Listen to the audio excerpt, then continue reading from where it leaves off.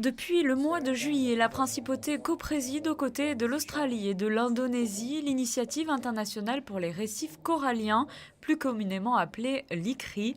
Cette organisation a pour ambition d'inverser la tendance à la dégradation des récifs coralliens et aux écosystèmes associés à travers le monde. L'implication de Monaco dans l'ICRI date de 1999. L'Assemblée générale se déroule sur 3 jours ici, en principauté, et réunit un panel d'experts internationaux. Les récifs de coraux sont des gisements essentiels pour la biodiversité, pour la reproduction de la faune ichtyologique, et on est particulièrement heureux d'accueillir ici cette réunion et d'essayer de voir quels sont les moyens pour remédier ou améliorer la situation des récifs, les rendre plus résilients.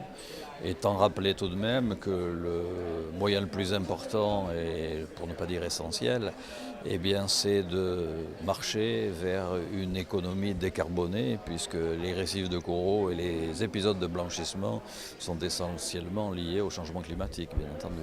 L'Australie fait partie des 8 pays fondateurs de cette organisation.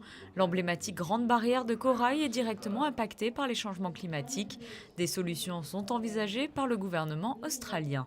Le gouvernement d'Australie vient d'annoncer cette année un investissement très important de 500 millions de dollars australiens, en plus des 2 milliards déjà investis sur le plan de la protection et le renforcement de résilience de ces systèmes de récifs.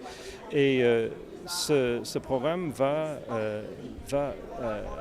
améliorer des programmes de recherche, des systèmes de cultivation sur le continent australien qui évidemment a des effets sur le récif, également sur la gestion du tourisme et d'autres mesures très importantes pour renforcer la résilience de ce système.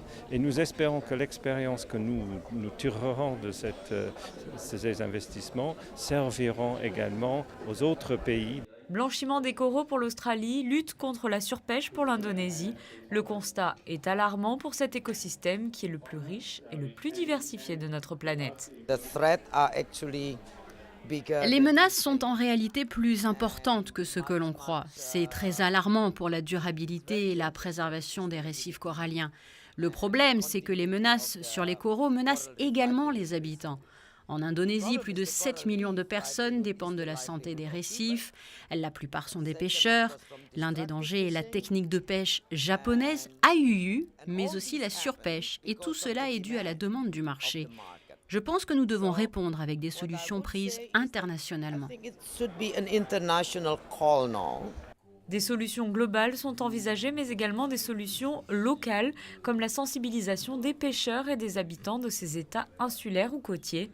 Rappelons qu'en marge de cette Assemblée générale, s'est également tenu au musée océanographique un atelier Finance innovative qui avait pour objectif de mettre en lumière les différentes opportunités de financement liées à la conservation marine.